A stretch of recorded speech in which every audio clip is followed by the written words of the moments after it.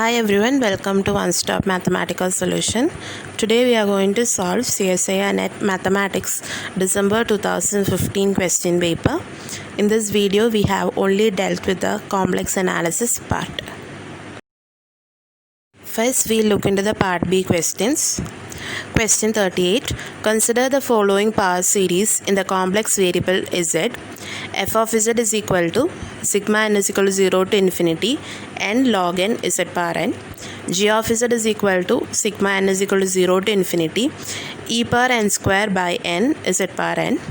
If R and capital R are the radii of convergence of f and g respectively, then.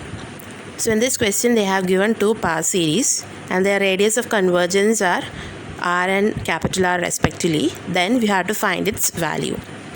We'll look into the concepts used. For the power series sigma n is equal to 0 to infinity a n z minus z naught whole power n, the radius of convergence is given by 1 by r is equal to limit n tends to infinity a n plus 1 divided by a n, or we can use the formula limit n tends to infinity a n whole power 1 by n. Now we'll move on to the question. So they are given f of z is equal to sigma n is equal to 0 to infinity n log n z power n, where small r is the radius of convergence of f. So we'll find the value of r using the formula. So 1 by r is equal to limit n tends to infinity a n plus 1 by a n. Here a n is n log n. So a n plus 1 is n plus 1 log n plus 1. So substituting in the formula we'll get is equal to limit n tends to infinity n plus 1 log n plus 1 divided by n log n. So when we apply the limits directly, we are getting infinity by infinity form. So we'll be using L'Hospital rule. So once we use that, this is equal to limit n tends to infinity n plus 1 divided by n plus 1 plus log n plus 1 divided by n plus log n. So when we simplify this, we are getting this is equal to limit n tends to infinity 1 plus log n plus 1 divided by 1 plus log n. So again when we apply the limits, we are getting infinity by infinity form. So again we are using L'Hospital rule. So this is equal to limit n tends to infinity 1 by n plus 1 divided by 1 by n. Here we are rearranging and writing. So this is equal to limit n tends to infinity n by n plus 1. So I am taking n common from the numerator and n common from the denominator. So when we simplify that, when we are getting this is equal to limit n tends to infinity 1 by 1 plus 1 by n. So when we apply the limits, we are getting 1 by 1 plus 0, that is equal to 1. So we are getting 1 by r is equal to 1. So this implies r is equal to 1. Now we will find the radius of convergence of g. So g of z is given by sigma n is equal to 0 to infinity e power n square divided by n z power n. Capital R is the radius of convergence here. So 1 by r is equal to limit n tends to infinity. I am using the second formula here, a n whole power 1 by n. So a n here is e power n square by n. So this is equal to limit n tends to infinity e n square divided by n whole power 1 by n. So once we simplify this term, we are getting this is equal to limit n tends to infinity e power n divided by n power 1 by n. We can split the limits. So this is equal to limit n tends to infinity e power n divided by limit n tends to infinity n power 1 by n. We know limit n tends to infinity e power n's value is infinity and limit n tends to infinity n power 1 by n's value is 1. So totally the limit is equal to infinity. So we got 1 by r is equal to infinity. Therefore r is equal to 0. So we got small r is equal to 1 and capital R is equal to 0. So we'll check the correct option now. So the correct option is second one. Next question, question 39. Let ABCD belongs to R such that AD minus BC greater than 0. Consider the Mobius transformation TABCD of Z is equal to AZ plus B divided by CZ plus D. Define H plus is equal to set of all Z and C such that imaginary Z greater than 0. H minus is equal to set of all Z and C such that imaginary Z less than 0. R plus is equal to set of all Z and C such that real part of Z greater than 0. r minus is equal to set of all z and c such that real part of z less than 0, then t, a, b, c, d maps. So they are given a Mobius transformation here. We have to check which of the following option is correctly mapped by t. We look into the concept used. For the Mobius transformation, T of z is equal to az plus b divided by cz plus d, where a, b, c, d are real numbers. There are two cases. If ad minus bc is greater than 0, then T maps imaginary z greater than 0 to imaginary z greater than 0. T maps imaginary z less than 0 to imaginary z less than 0. If AD minus BC less than 0, then T maps imaginary z greater than 0 to imaginary z less than 0, and imaginary less than 0 is mapped to imaginary z greater than 0. Note that Mobius transformation always maps boundary points to boundary points. So now we'll move on to the question. So given Mobius transformation Az plus B divided by Cz plus D, where A, B, C, D belongs to us, is that AD minus BC greater than 0. So it is satisfying the first case. So T maps H plus to H plus and H minus to H minus. So now we'll check where this R plus and R minus is mapped. So let me consider T of Z is equal to Z minus 3. So A, B, Z, D are real numbers and AD minus BC is greater than 0 here. Now I am taking a point. So T of 7 plus I is equal to 7 plus I minus 3, which is equal to 4 plus I. So for this number, R plus is mapped to R plus.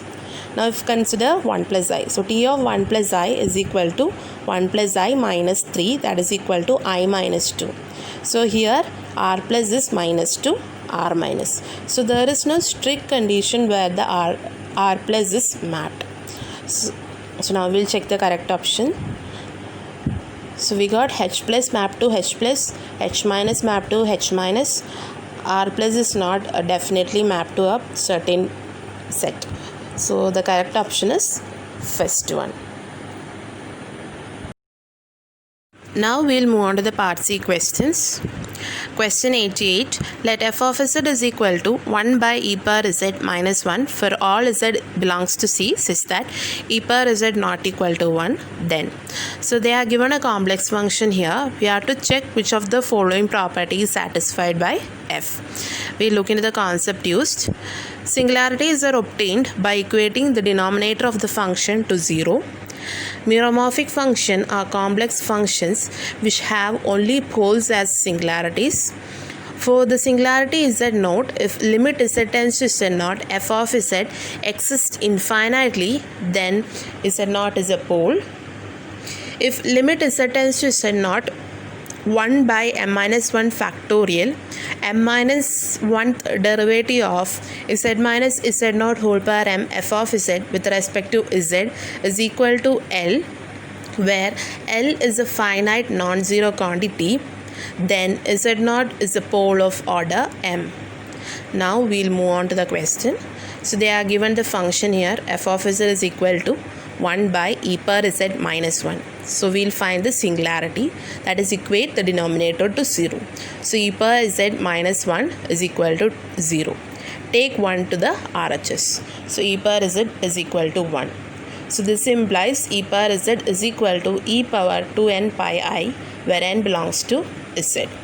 So this implies z is equal to 2n pi I, where n belongs to z. So now we'll find what type of singularity it is. So now limit z tends to 2n pi I, 1 by e power z minus 1 is equal to infinity. That is, this limit is existing infinitely. Therefore, using the concept 3, z is equal to 2n pi I are poles. And if we know that this is an imaginary number, so it lies on imaginary axis and n is belonging to z. So there are infinitely number of poles. And note that f of z has only poles as singularity. Therefore, using concept 2, f of z is a meromorphic function. Now we'll find the order of the pole. Suppose the pole are of order 1. So we'll check that.